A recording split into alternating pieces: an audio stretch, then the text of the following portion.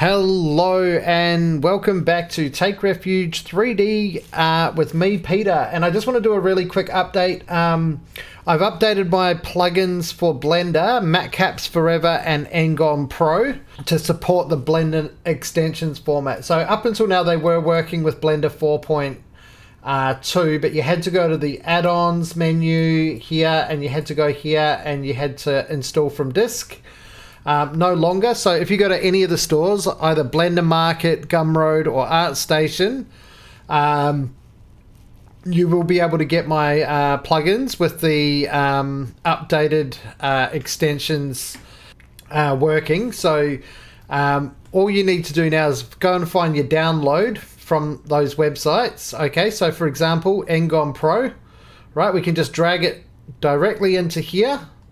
Stick it into one of these repositories on your disk, okay, and check enable add-on so that it starts working straight away, and you can go okay, and it's down here and it's all ready to go, so you can start optimizing your mesh straight away, right? And you know, you can then, you know, mess with the details and get your low and high polys working, right?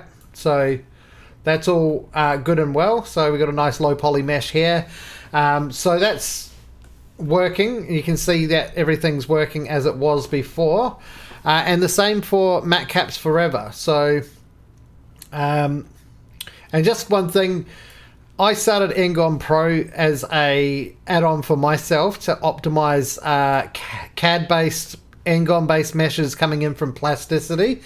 I do a lot of my modeling in Plasticity and am an affiliate. So if you want to get Plasticity for modeling, you can use my code REFUGE10 at checkout on the Plasticity website for a 10% discount off Plasticity.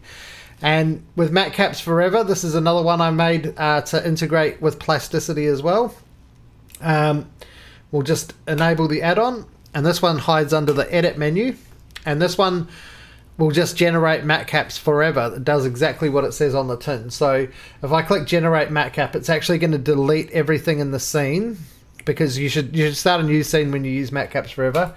And we can stick on rendered mode. We can turn off wireframe, denoising and whatnot's on, and we'll say 32. All right, and we can just keep clicking generate matcap and it will keep generating matcaps.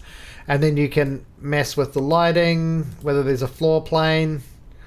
You know, if we turn the roughness down, you'll be able to see the reflection, and so on and so forth. So this is a really good one for getting a starting point. And then you can set your save directory to wherever your matcaps are saved for any software, so ZBrush or Plasticity or whatever, and it'll save it directly there so you can start using it straight away. In fact, if I go over here, I've got some of the matcaps that wrong button, that I made for this one. So I've got this one here, which I use for, I don't know if it'll be a very good example, but you can see this line here.